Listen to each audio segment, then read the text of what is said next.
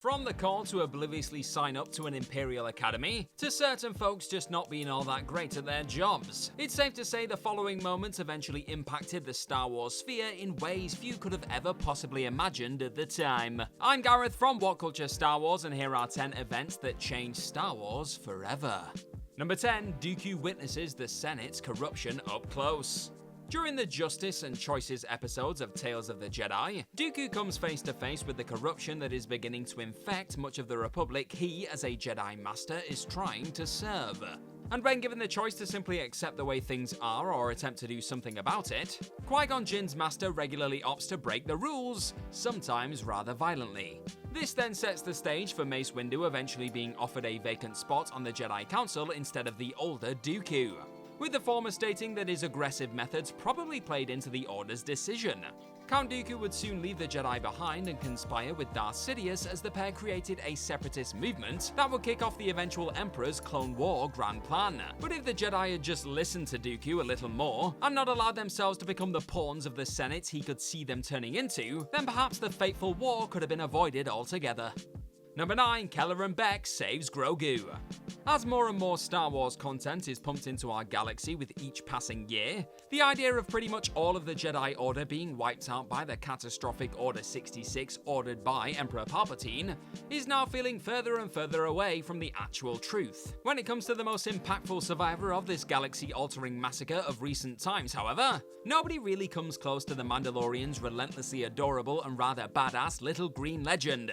With Din Grogu's blood clearly being desired by the remnants of the Empire throughout the series, not to mention the child's presence in the galaxy eventually noticeably impacting the lives of the likes of Din Djarin, Boba Fett, Ahsoka Tano, and Luke Skywalker, the moment he was saved in the Jedi Temple definitely ranks as a massive one. And Season 3 finally saw the foundling remember that Master KELLERAN, played by a returning Ahmed Best, had come to the youngster's aid as the clones closed in. Had Beg not been on hand to fend off troopers with his 2 lightsabers, then who knows what would have become of Mando and the rest of the figures present in Lucasfilm and Disney's small screen hit. Number 8. Master Yoda learns some new tricks. With Yoda coming into contact with a seemingly dead Qui-Gon Jinn during the Clone Wars animated series, the Jedi Master is soon ordered to head to Dagobah, a move that would eventually see the wise being learn things even he didn't know about the mystical Force. He's then put through a number of demanding trials by the 5 priestesses as he looks to discover how to achieve life after death like Qui-Gon, the last of which sees him actually travel to the Sith homeworld of Moraband and come face to face with visions of Darth Bane and Master SIFO-DYAS. Sure enough, Yoda is able to pass the increasingly challenging tests, and he would soon be told by a priestess that he had proved himself worthy of continuing training with Jinn Spirit to learn how to return after death via the connection between the living and cosmic Force. In the end, this entire series of often surreal events would pretty much influence everything from a Force spirit Obi-Wan Kenobi vitally guiding Luke Skywalker in A New Hope and beyond, to Luke Skywalker himself eventually doing the same with Rey in The Rise of Skywalker in the years to come. So to class it as important would be a bit of an understatement. Number 7. Chancellor VALORUM can't resolve the Trade Federation's NABOO invasion. Perhaps one of the most overlooked occurrences that would ultimately shape the often jaw-dropping future to come comes in the form of Finis Valorum's inability to resolve the Trade Federation's invasion of Naboo during the Phantom Menace. Had Valorum been willing to offer aid to Naboo in their time of need, rather than simply buckle under the pressure sent his way by the likes of the Trade Federation and Malastare senators to appoint a commission to investigate these allegations, then it's highly unlikely Queen Amidala would have been convinced by Sheev Palpatine to call for a vote of no confidence in his leadership. But his strength did of course disappear, and it was that subsequent vote of no confidence that resulted in his removal from office, a move that would set the stage for Palps to be elected the new Supreme Chancellor, and we all know how that turned out. Number 6. SABINE WREN becomes an Imperial Cadet. In the wake of the Empire being born as the Clone Wars reached their end, this new evil force in the galaxy set up a camp on the planet Mandalore. And it was here where an eventually rather important soul by the name of SABINE WREN opted to join the Imperial Academy. Wren soon realized she was sitting on the wrong side of the fight though, but not before she created a weapon that would eventually kick off a series of events that would lead to the downfall of her entire culture. After inventing an arc pulse reactor, this weapon designed to target and incinerate the Beskar alloy found in Mandalorian armor was eventually destroyed by Wren after she became guilty about the part she was playing in Mandalore's oppression. However, that still didn't stop the Empire from using her research to create another version of the weapon, and both Clan Wren and Bo-Katan Kryze's group would eventually have to unite in order to bring down this destructive Imperial force. Yet all that did was highlight to the Empire how Mandalore could never be fully controlled, and with the Mandalorian people already divided thanks to many being appalled at the fact Bo-Katan initially came to own the Darksaber due to being gifted the blade by Wren, they never really stood a chance to resist the incoming retaliation from the Empire in the form of the Night of 1,000 Tears. Perhaps Mandalore was always destined to fall, but it's hard to look past Wren's early Imperial influence being one of the key catalysts behind the Empire's devastating assault on her homeworld. Number 5. Jar Jar survives a battle and becomes a senator. Jar Jar Binks would somehow survive nearly being run over by big boomers and seemingly outnumbered by relentless battle droids during the Battle of Naboo. And the Gungans were ultimately saved from the clutches of the droids thanks to Anakin Skywalker's sharpshooting in space.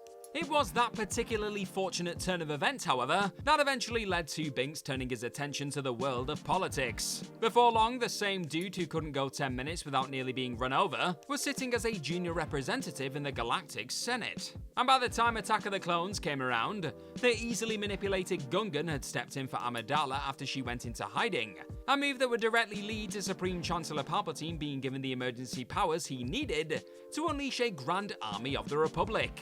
Simply put, had Jar Jar not been able to look his way through the battlefield one film earlier, then Palps would have likely been without an innocent soul to manipulate into kicking off the first phase of his masterful plan to take over the galaxy.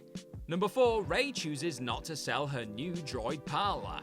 With the rolling astromech carrying the map to Luke Skywalker's location in The Force Awakens, it's not hard to see why both the First Order and Resistance were willing to go to extreme lengths to bring BB-8 home early on. However, one person who could have been forgiven for not being all that bothered about the fate of this diminutive droid was a lowly scavenger found on Jakku. With Rey stumbling upon BB-8 in the desert before eventually agreeing to let the vitally important astromech accompany her to Nema Outpost, the soon-to-be Jedi is faced with a bit of a dilemma. After only being offered a half portion for her salvage goods by Unkar Plutt, that same piece of work notes how he'd be willing to pay 60 portions for the droid he recognized as the one the First Order were after.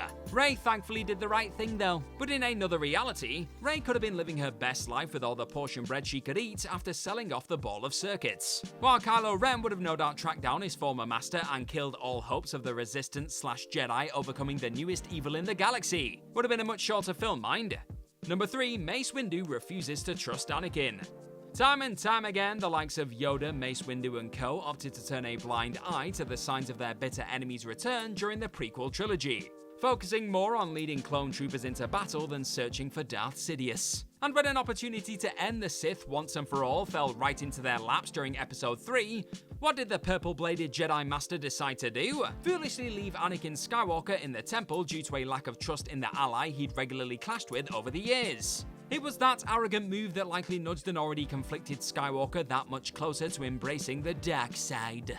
And sure enough, after not exactly being convinced the Jedi would allow Palpatine to stand trial, a move that would kill any hopes of him saving his beloved Padme via Sheev's assistance, Skywalker disobeyed Windu's orders and showed up just in time to see the Master attempting to kill the eventual Emperor. Already feeling let down by his fellow Order member, Windu blatantly ignoring his calls to spare Palpatine's life ultimately acted as the final straw for little Annie. And one swing of his lightsaber later, Vader was born, and the galaxy was forever changed in the wake of the coming Order 66.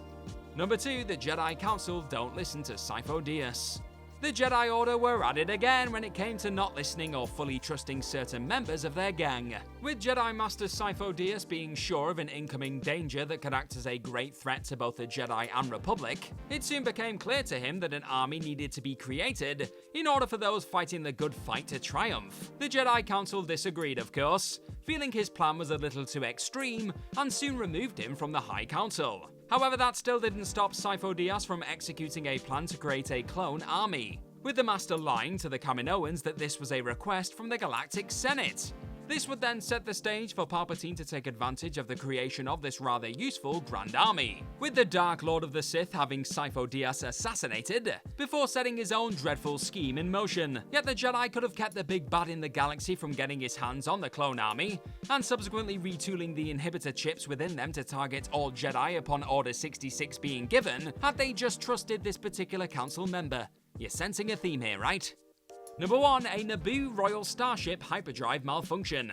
With Qui-Gon Jinn, Obi-Wan Kenobi, Queen Amidala, Jar Jar Binks and the rest of the Naboo gang getting through the Trade Federation blockade by the skin of their damn teeth, a leaky hyperdrive damaged in the Naboo Royal Starship's attempts to flee the planet forces the team to think on their feet. It's here when Jinn's Padawan notes how the Hutt-ruled Tatooine was likely the best place to lay low, whilst they figured out how to repair the damaged ship. And what do you know, that sandy planet just so happened to be the homeworld of a certain young boy who had a midichlorian count higher than Master Yoda. Everything from the ship being blown to bits before R2-D2 had the chance to fix its shield generators, to Obi-Wan perhaps landing on another planet as the one they should touch down on, could have led to the fate of the galaxy being entirely different. But as Qui-Gon himself noted in the end, the Jedi Master meeting Anakin was not a coincidence, and it appears as though the universe or the Force was doing all it could to set the pair on an eventual collision course from the moment the Queen's ship struggled its way off planet. And that's our list. Know of any other events that changed Star Wars forever? Well, let us know all about them in the comment section right down below, and do not forget to like, share and click on that subscribe button while you're down there. I've been Padawan Gareth from What Culture Star Wars. Thank you for stopping on by. May the Force be with you. Now go and change this galaxy forever.